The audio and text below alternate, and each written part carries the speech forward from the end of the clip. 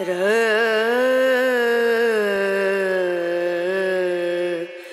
No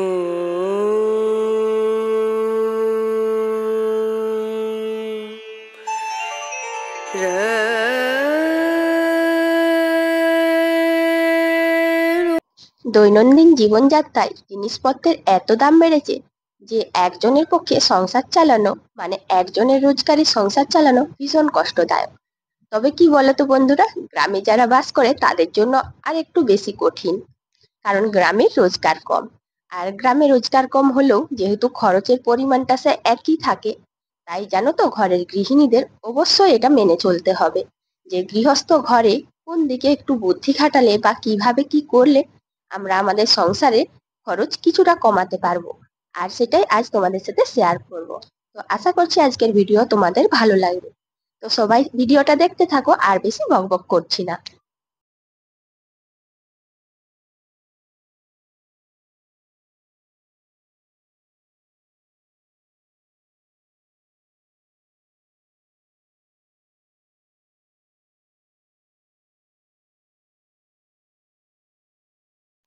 ঘুম থেকে যখন উঠি তখন থেকেই শুরু হয়ে যায় কাজের যুদ্ধ, আর তখন থেকেই কিন্তু শুরু হয়ে যায় খরচের যুদ্ধ।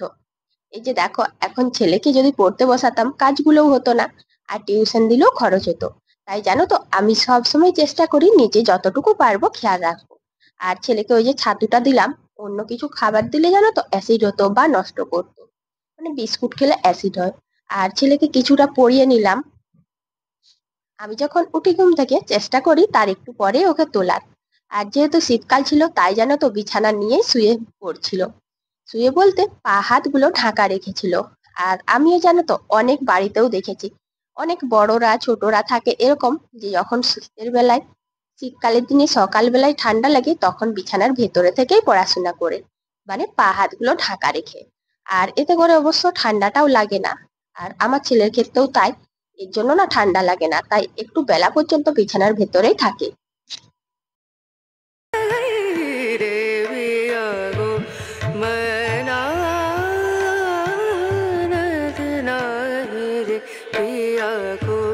मना पिया को मना पिया को मना मानत नाही रे।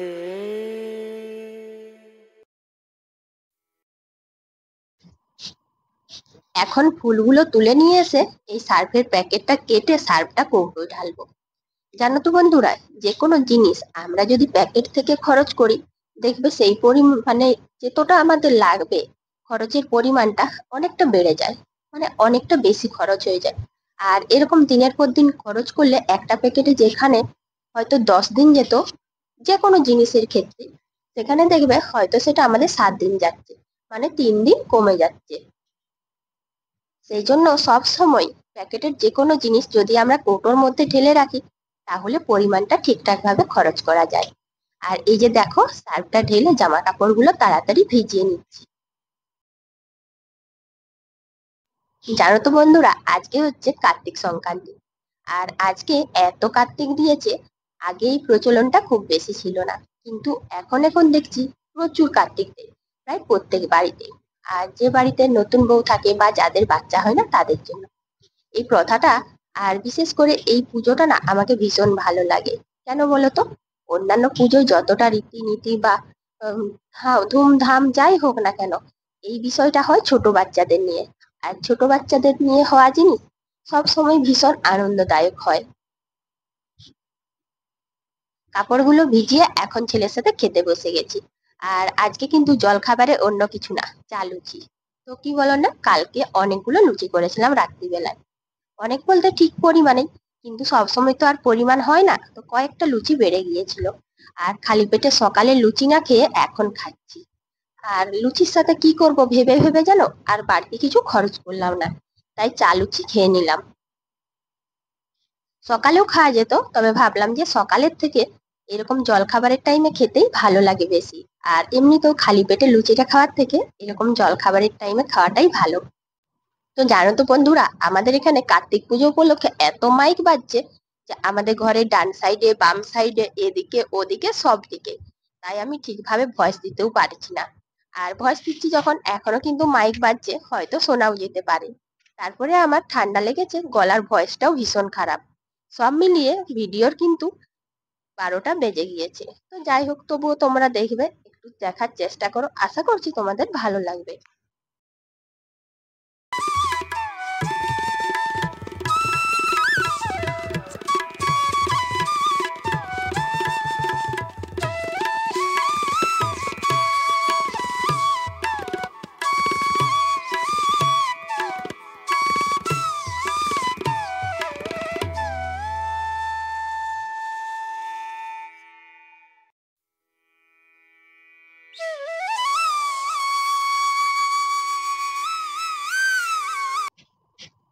আজকে আমি তরকারিতে করব কলা ভাজা। আর দেখতেই পেলে তোমরা যে কত বড় কলা ভাজাটা। একটা বিষয় হচ্ছে যে আমার হাতের কাছে কিন্তু সবজি রয়েছে। একেবারেই যে বাড়িতে সবজি নেই তা নয়। তবুও জানো তো, এই মাজাটা করার একটাই কারণ ছিল, যে এত বড় মাজাটা যদি অন্য সবজিগুলো আজ করে দিই, তাহলে ওই মাজাটা প্রতিদিন করতে হবে, মানে পরপর 2-3 দিন। তাই ভাবলাম আজকে মাজাটা করি আর কাল সবজিটা করব।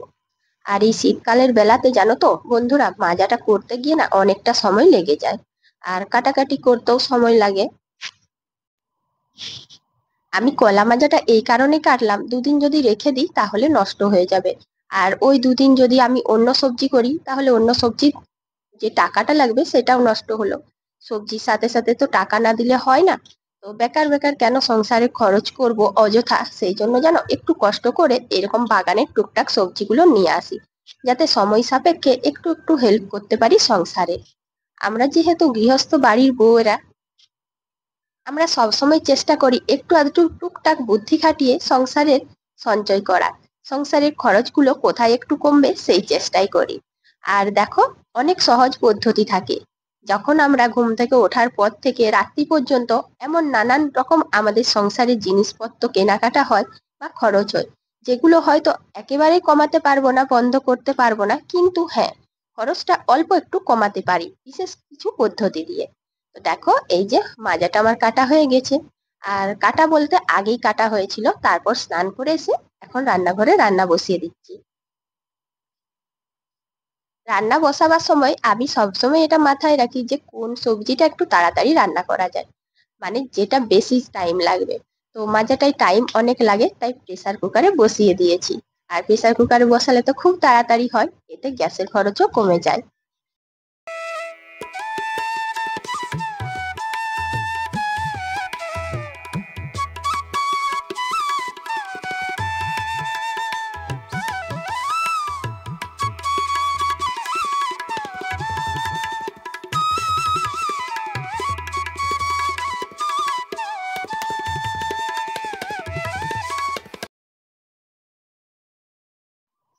মাজাটাও করে নিয়েছিলাম, এদিকে বেলাও অনেকটা হয়েছে। আর ভাবলাম আজকে হিজির বিজির কোনো বড় তরকারি না রান্না করে অল্প খরচে একটু আধটু রান্না করে নিই, যেগুলো খেতেও সুস্বাদু হবে। ওই যে দেখলে তোমরা, টমেটোটা সেদ্ধ করে নিলাম, আর ওটার উপরে এখন পেঁয়াজ আর লঙ্কা চটকে নিচ্ছি। বলতে পারো এটা টমেটো ভর্তা, তবে হ্যাঁ, পুড়িয়ে খেলে অবশ্যই বেশি সুন্দর লাগবে। আর করেছিলাম ভাতের সঙ্গে আলু সেদ্ধ। তো আলু সেদ্ধ, টমেটো ভর্তা আর মাজা, ব্যাস এগুলোই আজকের দুপুরের খাওয়া দাওয়া। আর এইরকম হালকা পাতলা খাবার দিয়ে না সবচেয়ে বেশি খুশি লাগে আমার খেতে, কারণ এই খাবারগুলো খেলে যেন অন্য দিনের তুলনায় বেশি তৃপ্তি পায়। তো যাই হোক বন্ধুরা, আজকে দুপুরের মেনুটা কেমন ছিল অবশ্যই কমেন্ট করে জানাবে। আজকে যেহেতু কার্তিক পুজো, তাই সমস্ত বন্ধুদের জানাচ্ছি কার্তিক পুজোর অনেক অনেক প্রীতি ও শুভেচ্ছা।